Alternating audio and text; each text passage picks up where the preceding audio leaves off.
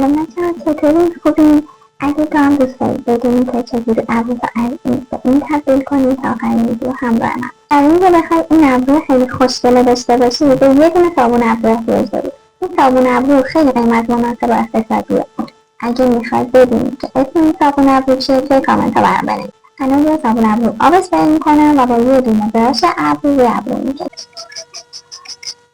یه نکته خیلی مهم داره که شما قبل شامپو باید این صابون ابرو رو استفاده کنید تا سفیدک نزنه. صابون ابرو میزنم روی ابرو، بعد با یه انگشت میکشم روی ابرو و این ابرو تا 24 ساعت تکون نمیکنه. قسمت تاج ابرو رو به سمت بالا و به سمت خواب ابروتون بکشید تا ابروتون خوشفام‌تر بشه. دیگه نیازی نیست برای داشتن ابرو به این خوشگلی کلی هزینه کنید. لایک و کامنت یادت نره تا منم باید بگم اسم این صابون ابرو کاملا قیمت مناسب اقتصادی چیه.